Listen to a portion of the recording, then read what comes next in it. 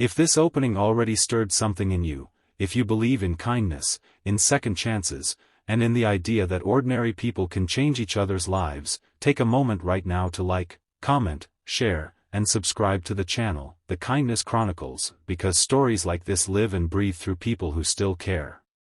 I had always been the dependable extra, the guy people called when their plans fell apart or when they needed a favor that came with no emotional risk. I carried groceries for neighbors, fixed broken shelves, listened to friends complain about love while pretending I didn't crave it myself. My apartment was small and smelled faintly of old books and instant coffee, and at night the walls echoed with the hum of loneliness I tried to drown out with late movies and half-finished dreams. When she came into my life, she wasn't looking for romance, not really.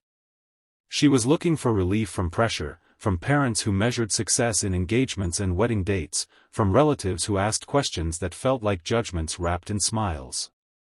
I was safe, uncomplicated, and temporary, and that was exactly why she chose me. We spent the days before the trip rehearsing a version of our lives that didn't exist, inventing shared memories and inside jokes that sounded convincing enough to survive polite dinners and curious glances. I watched her carefully as she talked, noticing how her confidence wavered when the subject turned to family, how her laughter was real but guarded, like a door left half open. Somewhere between memorizing fake anniversaries and deciding which photos to show, something inside me began to shift. I wasn't just acting anymore, I was investing parts of myself I had sworn to protect. The fear crept in quietly, the fear that I would give more than I received, that I would once again be the person who helped someone cross a bridge only to be left standing alone on the other side. The drive to her parents' house stretched longer than the distance on the map, filled with silence that felt heavier than conversation. The countryside rolled past in wide, green frames, and with every mile my chest tightened. I imagined her parents' faces, the questions they would ask with polite curiosity, the way they would measure my worth in a few hours. When we arrived, the house stood solid and welcoming, the kind of place built on generations of expectations. Her mother's smile was warm but searching, her father's handshake firm and assessing, and suddenly the weight of the role I was playing pressed down on me harder than I had anticipated. The weekend unfolded like a carefully choreographed performance, each moment demanding precision and calm. Meals were shared around a large table where laughter flowed easily, yet beneath it all I felt the tension of being watched, evaluated. I helped in the kitchen, listened to stories about her childhood, and answered questions about my work and plans with a careful balance of honesty and invention. At night, when the house finally quieted, I lay awake staring at the ceiling, wondering if the kindness I was showing would eventually cost me something I couldn't afford to lose. I thought about the joke I had made about the sofa, about how humor had always been my shield, and realized how badly I wanted this to be more than pretend. As the days passed, the cracks in our arrangement began to show, not in front of her parents, but in the quiet moments between us. I saw the exhaustion in her eyes, the relief that came from having someone stand beside her, and the guilt that followed when she remembered the truth. We shared long walks in the garden, moments filled with unsaid words and fragile understanding. I began to see her not as someone using me, but as someone trapped by expectations she never chose. And in that recognition, my resentment softened into something dangerously close to care.